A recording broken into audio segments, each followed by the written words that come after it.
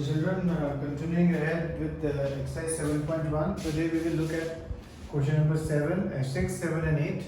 These three questions are very important. They are asked many times in the exam and they are rather simple questions, although they look a little bit different. We will start with question number 7, then 6, then 8. Okay. Question number 7. First of all, let us see what is given. This figure is given to you. And it is given AB is a line segment, P is the midpoint of P is its midpoint. P midpoint है यानी AP equal to PB आपको given है. AP equal to PB given है आपको. Then two angles are given. Angle BAD यानी ये angle is equal to ABE. ये दो ये angle equal given है. फिर एक और एंगल गिवन है EPA यानी ये वाला angle is equal to DPB ये दो एंगल इक्वल गिवन है. आपको शो करना है triangle DAP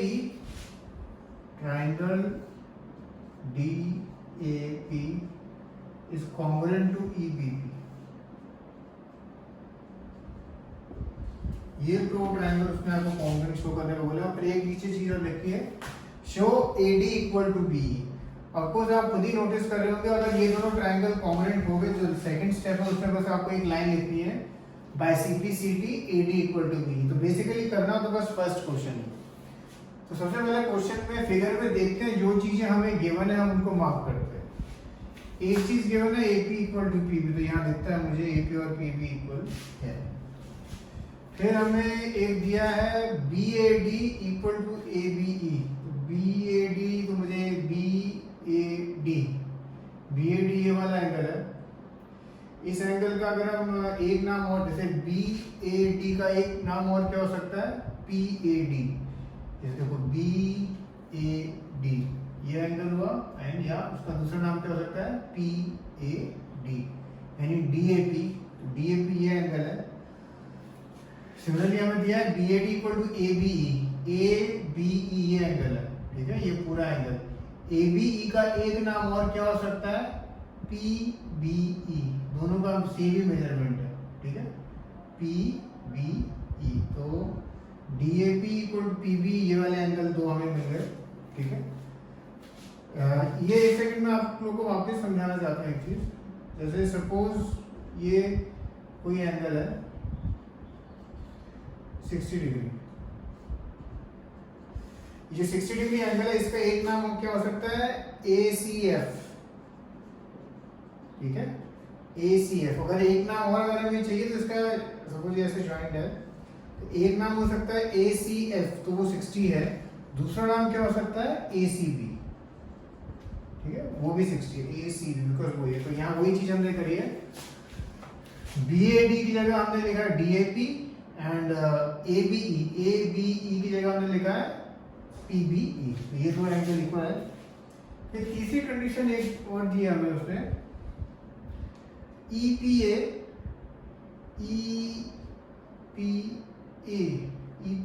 equal to DPB. अब ये EPA यहाँ कहीं सेट, जैसे ये EPB तो ये वाला एंगल है. ठीक है, और ये भी नहीं है. ऊपर वाला अगर हम देखें ADP ये वाला एंगल है एंड BEP ये वाला एंगल है. तो अगर हम देखें हमें दो ही कंडीशन मिल रही है अभी तक. एक कंडीशन क्या मिली AP इक्वल टू PB और दूसरी कंडीशन क्या मिली angle DAP equal to angle EBP. ये आपको गिवन, दोनों चीजें आपको गिवन थी. थर्ड कंडीशन मिल रही है. और ये सब इसीलिए डिफरेंट है दूसरे सब से कि इसमें थर्ड कंडीशन अब आपको मैन्युफैक्चर करनी होगी कि हम क्या किसी तरह से ये एंगल सपोज APD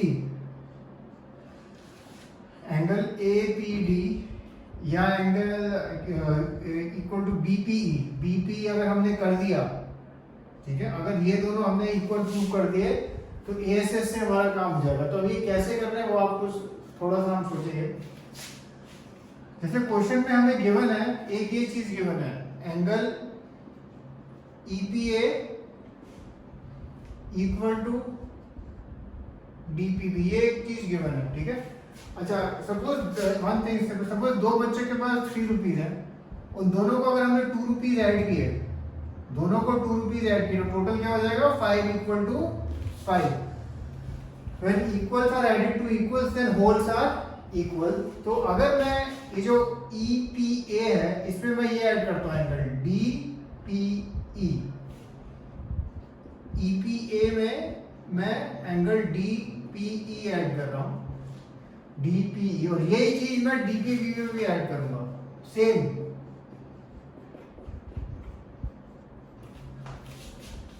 तो अगर आप फिगर देखो EPA प्लस DPE, क्या एंगल मिलता है आपको DPA।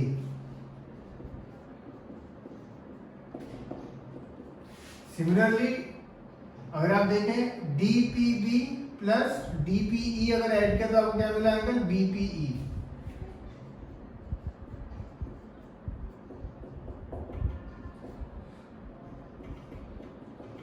और अगर आप देखें जो हमें एक तीसरी कंडीशन हमें चाहिए थी DPA और BPE, ये हमें मिल गई। So therefore from 1, 2 and 3 by ASA we can say triangle DAP is congruent to triangle EBP। तो इसमें एक कंडीशन हमें मैन्युफैक्चर करनी पड़ी, और हमने कैसे मैन्युफैक्चर करी, ये इक्वल चीज दोनों में ऐड करी, दोनों में इक्वल करी है। और वो इक्वल हम क्यों कर सकते हैं, क्वेश्चन में ये चीज इक्वल गिवन थी, तो when equals are added to equals then wholes are equal. Okay, so this is question number 7 and question number 6 जो है वो मैं पूरा नहीं करूंगा। क्वेश्चन नंबर 6 में भी इसी तरह का एक आइडेंटिकल स्टेप है। 7th हमने पहले इसलिए किया क्योंकि 7th का जो सेकंड पार्ट में कुछ करना ही नहीं था, इसके भी सेकंड पार्ट में कुछ करना नहीं है, बट आपको एक चीज करनी होगी हल्का सी। सो एनीवे हम क्वेश्चन नंबर 6 देखते हैं।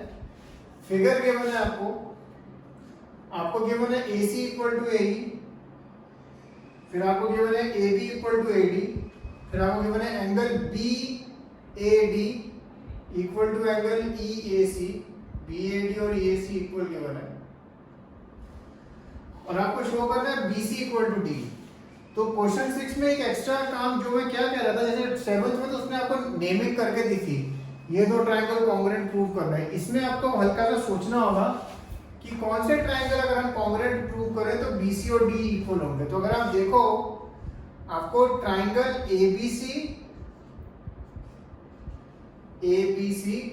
D यानी ये वाला, तो ट्रायंगल ADE, इन दोनों को कॉन्ग्रुएंट प्रूव करना होगा, ये आपका काम है।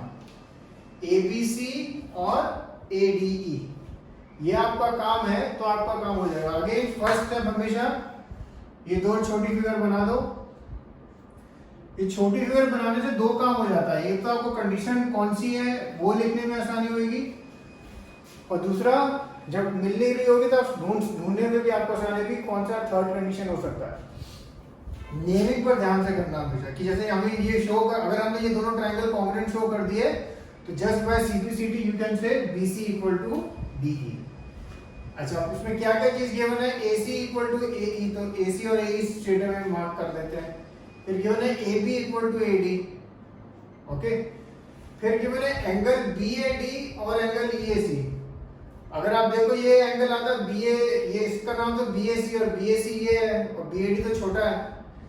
सिमिलरली अगर यहाँ देखें तो DAE तो ये वाला एंगल है, और हमें तो दूसरा चाहिए EAC है, EAC तो ये वाला एंगल है, और हमें तो एक किसी तरह DAE निकालना, ये वाला चाहिए DAE। तो वो कैसे निकाले हम लोग, आपको ये गिवन है, एक चीज गिवन है BAD एंड EAC। तो कौन सा कॉमन चीज है जो दोनों में हम ऐड कर दें तो हमें ये ऊपर वाले एंगल मिल जाएंगे। जो ऊपर वाला एंगल है, जैसे हमने पिछले सम में किया था कि आपको BAC एंड DAE मिल जाए। तो अगर आप देखो ये वाले जो गिवन है आपको, इसमें अगर आप just add angle DAC on both sides, angle DAC on both sides इसमें, तो अगर आप फिगर देखो BAD प्लस DAC, एंगल क्या बनता है BAC ऊपर वाला। सिमिलरली EAC और DAC को जब आप ऐड करोगे, EAC या DAC को, तो आपको क्या मिल जाएगा? एंगल EAD या DAE, ये वाला ऊपर वाला। तो इसमें भी जैसे पिछले वाले सम में किया था, एक कंडीशन आपको मैन्युफैक्चर करनी पड़ेगी। तो ये आप मैन्युफैक्चर करेंगे। दो चीजें ऑलरेडी लिखी हुई हैं आपके लिए, बस by SAS triangle this congruent to this, then by CPCT आपका BC इक्वल टू D हो जाएगा। ठीक है। सो क्वेश्चन 6 एंड 7 काफी सिमिलर है, नहीं कई बार पूछे जाते हैं 3 to 4 मार्क्स के लिए। Okay, children, now we will do the last question, the 8th question. This question is very simple, although it is asked many times for 4 marks.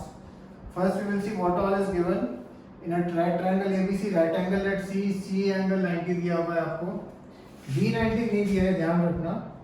M is midpoint of hypotenuse AB. M is hypotenuse AB, यानी आपको AM equal to BM दिया हुआ है, and ये DM equal to CM को दिया हुआ है। पहला है show triangle AMC congruent to BMD। ये दोनों ट्राइंगल को आपको कॉन्ग्रुएंट शो कर रहे हैं। अगर आप देखें DM equal to CM given है आपको, AM इक्वल टू MB भी गिवन है, और ये दो एंगल अगर आप देखें, एंगल BMD यानी ये एंगल एंड एंगल AMC, ये किस तरह के एंगल है? Vertically opposite angles. ये फर्स्ट स्टेप तो बहुत इजी है, इसमें सीधा बाय SAS से हो जाएगा आपका फर्स्ट स्टेप। अब सेकंड स्टेप में थोड़ा सा सोचना है, आपको शो करना है किसी तरह, ये जो एंगल है, ये एंगल 90 कैसे शो करना है? एंगल DBC, एंगल DBC को आपको 90 शो करना है। इसको शो करने के 2-3 तरीके हैं। ये सीधा CPCT से नहीं होता है, सीधा CPCT से नहीं होता है, पर फर्स्ट का हम कुछ यूज करेंगे। अब ये दो ट्राइंगल कॉन्ग्रुएंट हो गए हैं, triangle AMC congruent to triangle BMD, ये दोनों ट्राइंगल कॉन्ग्रुएंट हो चुके हैं। तो उनके बचे हुए सारे पार्ट्स हैं वो क्या है? अब इक्वल है। फॉर एग्जांपल एंगल MAC देखें, MAC इक्वल टू MBD, ठीक है। Angle MAC equal to MBD by CPCT, because हम फर्स्ट पार्ट में कॉन्ग्रुएंट प्रूफ कर चुके। बट अगर आप फिगर देखो, MAC ये एंगल है, MBD ये एंगल है, ये किस तरह के एंगल है? They are alternate angles, but they are alternate angles, और अगर alternate angles हैं, therefore AC parallel to BD, और अगर AC parallel to BD आपको मालूम है sum of interior angles, यानी this angle plus this angle वो कितना होता है? 180, और अगर ये भी 90 ऑलरेडी आ गया तो आप 9 ये दूसरा वाला आप इजीली 90 दिखा सकते हैं। ठीक है। तो क्वेश्चन नंबर 8 का सेकंड पार्ट आप ऐसे शो करेंगे कि एंगल DBC इज 90 डिग्री। अब जो थर्ड पार्ट है, show triangle DBC is congruent to ACB। ये मैं लिख नहीं रहा हूं, ये आप लोग अपने आप करना। ये दो फिगर बनाना, DBC और ACB, ठीक है। वो दो फिगर बनाना, और जो जो चीजें आपको दिखती है वो मार्क करते जाना, तो आप देखोगे सब आपका ऑटोमेटिक होता जाएगा, क्योंकि मैं बताऊंगा नहीं, अपने आप करना है इसको। ठीक है। तो जब आप ये कर रहे होंगे, ध्यान रखना कि अब आप ये ऑलरेडी प्रूव कर चुके हो कि ये एंगल भी 90 है। ठीक है। ये जो पूरा एंगल भी अब आप प्रूव कर चुके हो वो 90 है, तो अब आप वो यूज कर सकते हो। तो ये वाला पार्ट आप अपने आप करना, और जब ये वाला पार्ट हो जाएगा तो जो फोर्थ पार्ट है कि prove CM is half of AB, वो बहुत इजीली हो जाएगा। तो ये लास्ट 2 पार्ट्स मैंने बस क्वेश्चन 8 के आप लोग के लिए छोड़े हैं, क्योंकि मैं देखना चाहता हूँ how to do it on your own and finish the rest of the sums. Okay, cheers.